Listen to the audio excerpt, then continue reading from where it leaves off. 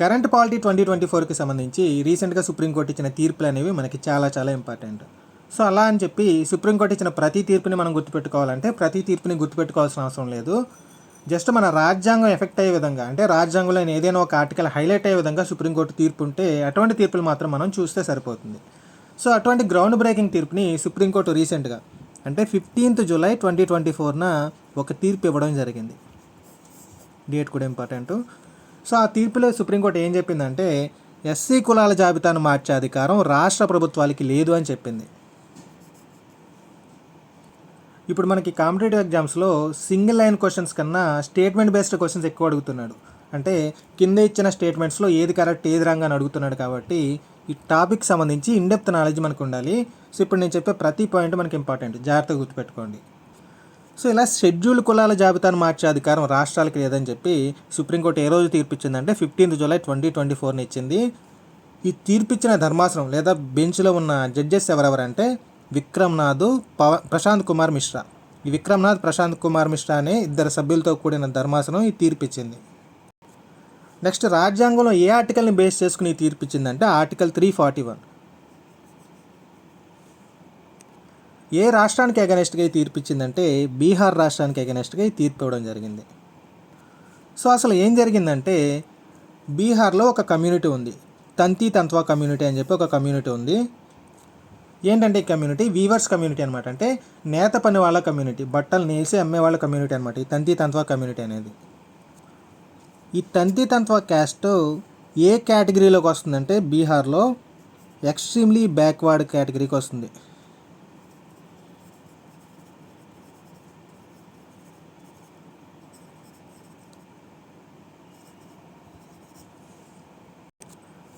Actually బీహార్లో వెనుకబడిన తరగతులకు సంబంధించి ఒక చట్టం ఉంది.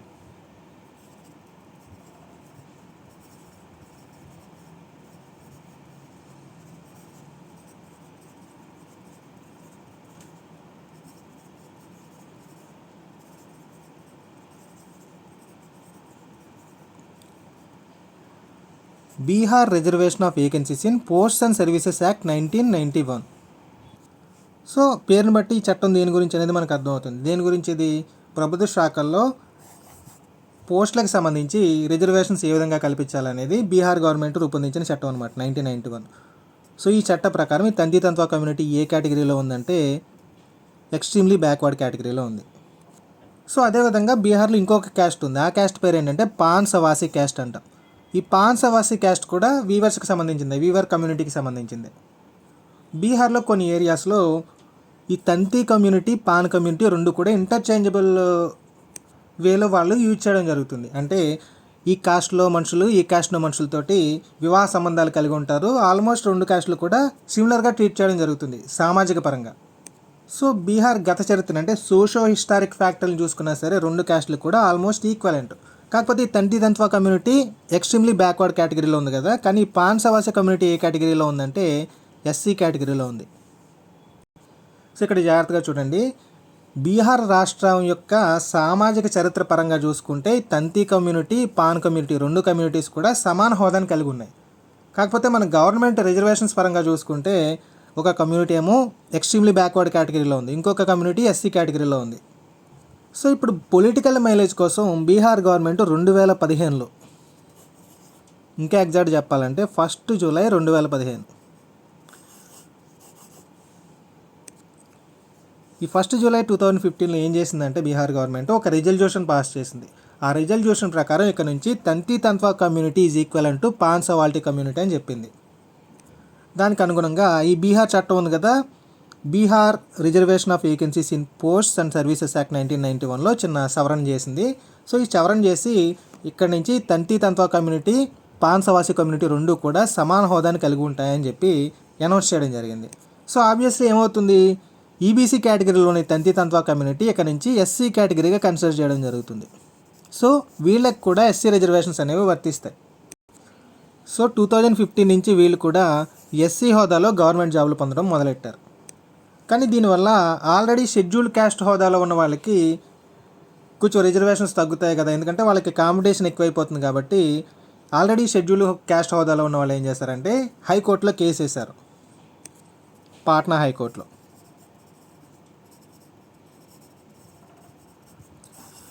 కానీ పాట్నా హైకోర్టు 2017లో తీర్పిచ్చింది. ఏమని ఇచ్చిందంటే ఈ బీహార్ గవర్నమెంట్ ఏం చేసింది, రాజ్యాంగంలో చేంజెస్ అయితే ఏం చేయక్కర్లేదు, జస్ట్ ఈ కమ్యూనిటీ రెండు ఈక్వల్ అని చెప్పి రిజర్వేషన్ పాస్ చేసింది అంతే కదా.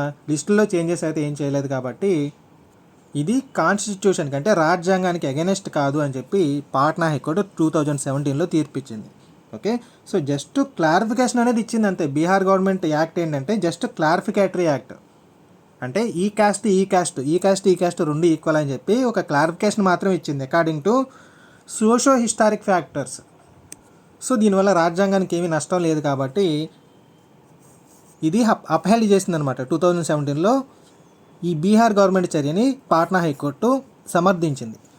సో నెక్స్ట్ వీళ్ళు ఊరుకోకుండా ఏం చేశారంటే సుప్రీంకోర్టుకి వెళ్ళారు. సో సుప్రీంకోర్టు ఏం చేసింది, ఈ 15 జూలై 2024న ఈ బీహార్ గవర్నమెంట్ యొక్క డెసిషన్ రాంగ్ అని చెప్పి తీర్పిచ్చింది. దీనికి సుప్రీంకోర్టు యూజ్ చేసిన టర్మ్ ఏంటంటే మాలాఫైడ్ ఎక్సర్సైజ్. మాలాఫైడ్ ఎక్సర్సైజ్ అంటే ఏంటంటే మన రాజ్యాంగం పరిభాషలో చెప్పాలంటే ఒక దురుద్దేశంతో కూడిన చర్య, అంటే ఏదో ఒక కమ్యూనిటీకి నష్టం కలిగించడానికి మీరు చేసిన చర్య అని చెప్పి సుప్రీంకోర్టు దీన్ని తీవ్రంగా భావించి ఈ బీహార్ గవర్నమెంట్ యొక్క ఈ యాక్ట్ని రద్దు చేయడం జరిగింది. అంటే యాక్ట్ని కాదు, ఈ యాక్ట్లో ఈ డెసిషన్ని రద్దు చేయడం జరిగింది. ఇక్కడ ఈ మాలాఫైడ్ అనే వర్డ్ కూడా ఇంపార్టెంట్. సో మాలాఫైడ్ అంటే ఏంటి, దురుద్దేశపూర్వకంగా ఏమైనా చట్టంలో చేంజెస్ చేస్తే దాన్ని మాలాఫైడ్ యాక్టివిటీ అంటాం. ఈ మాలాఫైడ్కి ఆపోజిట్ వర్డ్ ఏంటంటే బోనాఫైడ్. బోనాఫైడ్ అంటే ఏంటంటే సదుద్దేశంతో ఏమన్నా పని చేస్తే దాన్ని బోనాఫైడ్ అంటాము, దురుద్దేశంతో చేస్తే మాలాఫైడ్ అంటాం.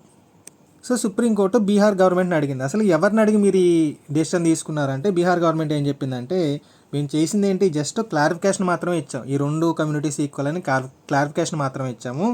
ఎవరి రికమెండేషన్ని ఆధారం చేసుకుని క్లారిఫికేషన్ ఇచ్చామంటే మా రాష్ట్ర వెనుకబడిన తరగతుల కమిషన్ ఉంది, అంటే based on the recommendations of state commission for backward classes.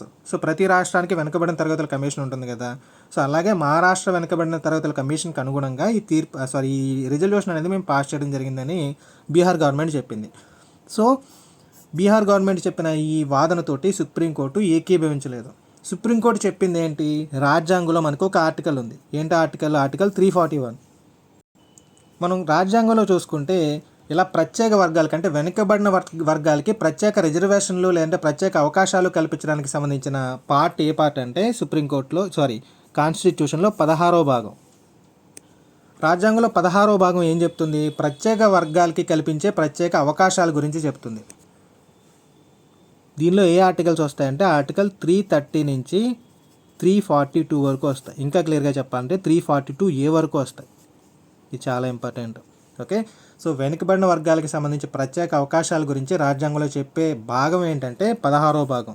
ఎన్నో ఆర్టికల్ నుంచి ఎన్నో ఆర్టికల్ వరకు చెప్తాయి అంటే 330 నుంచి 342A వరకు చెప్తాయి. సో ఈ 330 నుంచి 342A వరకు ఉన్న ఆర్టికల్స్లో ప్రస్తుతం మన కేసుకి సంబంధించిన ఆర్టికల్ ఏదంటే ఆర్టికల్ 341. మన కేసు ఏంటి, ఎస్సీ కులాల జాబితాకు సంబంధించి. సో ఎస్సీ కులాల జాబితాకు సంబంధించిన ఆర్టికల్ ఏంటి, ఆర్టికల్ 341. 341 ఏం చెప్తుందంటే సో ఈ కులాల జాబితాలో ఏమైనా ట్యాంపరింగ్స్ అంటే యాడిషన్స్ కానీ సబ్ట్రాక్షన్స్ కానీ, అంటే ఈ జాబితాలో కొత్తగా ఏదైనా కమ్యూనిటీని యాడ్ చేయడం కానీ లేదంటే ఉన్న కమ్యూనిటీని తీసేయడం కానీ లేదంటే మోడిఫికేషన్స్ చేయడం కానీ ఇలా చేసే అధికారం ఎవరికి ఉంటుందంటే రాష్ట్రపతికి ఉంటుంది. రాష్ట్రపతికి ఏ రకంగా ఉంటుంది, రాష్ట్రపతి ఏమైనా మోడిఫికేషన్ చేయాలనుకుంటే ఏ రాష్ట్రానికి ఈ మోడిఫికేషన్ చేయాలనుకుంటే ఆ రాష్ట్రం యొక్క గవర్నర్ని సంప్రదించాలి. సో ఫర్ ఎగ్జాంపుల్ ఇక్కడ బీహార్ రాష్ట్రంలో ఈ కమ్యూనిటీస్ని ఈ కమ్యూనిటీలో యాడ్ చేయాలనుకుందాం.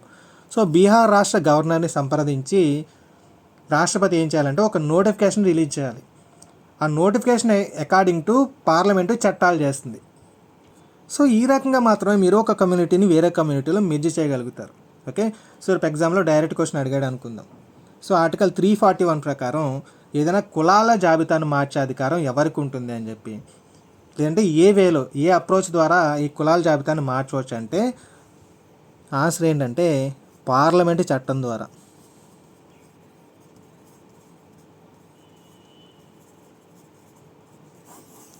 వేరే ఏ వేలోనూ కూడా ఈ జాబితాను మార్చే అధికారం ఎవరికీ లేదు. ఇలా పార్లమెంటు చట్టం ద్వారా మార్చిన జాబితాపై మనం కోర్టుకి వెళ్ళే అధికారం కూడా మనకి లేదు. ఓకే, సో మరి ఇప్పుడు కోర్టుకి ఎందుకు వెళ్ళారంటే Bihar government according to article 341 ఈ మధ్య అనేది చేయడం జరగలేదు. ఓకే, సో అది ఓన్ రిజల్యూషన్ పాస్ చేసుకుని మార్చేసింది కాబట్టి సుప్రీంకోర్టుకి వెళ్ళారు. ఇదే బీహార్ గవర్నమెంటు కొంచెం కేంద్ర ప్రభుత్వాన్ని పట్టుకొని ఈ ఆర్టికల్ 341 ద్వారా పార్లమెంట్ చట్టం ద్వారా ఈ మోడిఫికేషన్ అనేది చేసింది అనుకోండి, అప్పుడు దానికి క్వశ్చన్ చేసే అధికారం మనలో ఎవ్వరికీ ఉండదు.